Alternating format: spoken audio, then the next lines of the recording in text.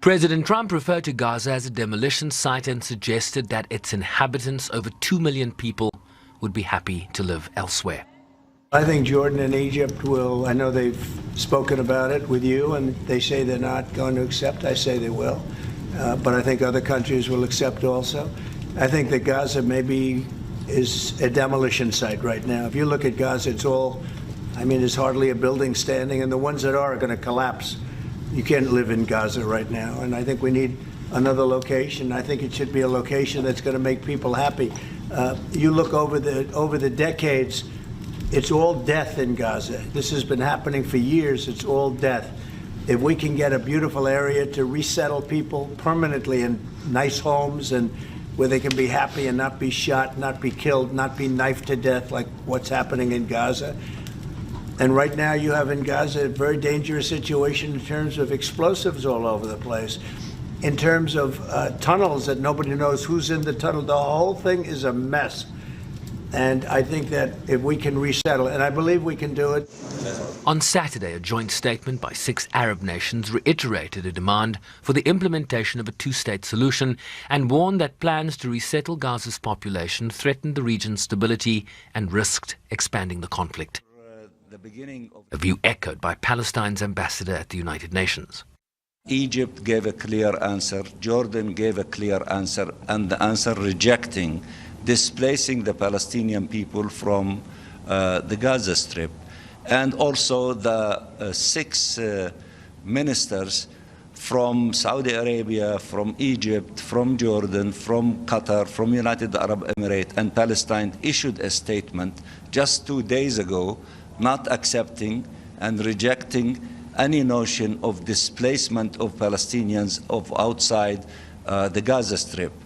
Our country and our home is the Gaza Strip. It's part of Palestine.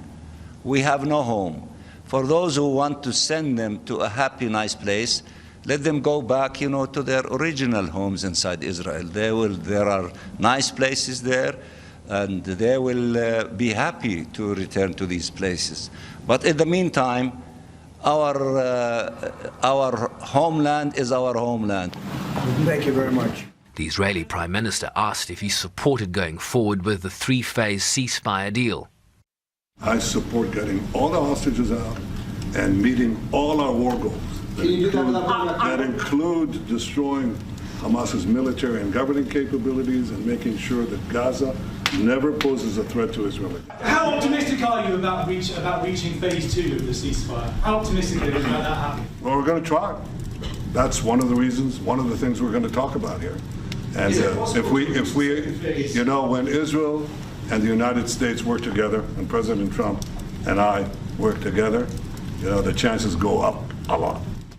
Trump met Netanyahu on the same day he ordered an end to U.S. engagement with the United Nations Human Rights Council and continued a halt of U.S. funding to the UN Relief and Works Agency for Palestinian refugees. I've always felt that the UN has tremendous potential. It's not living up to that potential right now. It really isn't, hasn't for a long time. It has, there are great hopes for it, but it's not being well run, to be honest, and they're not doing the job. A lot of these conflicts that we're working on should be settled, or at least we should have some help in settling them. We never seem to get help. That should be the primary purpose of the UN, the United Nations. And again, it's got great potential, and based on the potential, we'll continue to go along with it, but they got to get their act together. Trump earlier this month ordered the United States to withdraw from the Paris Climate Change Agreement and the World Health Organization, moves he also made during his first term in office. Sherman Bryce-Pease, SABC News, New York.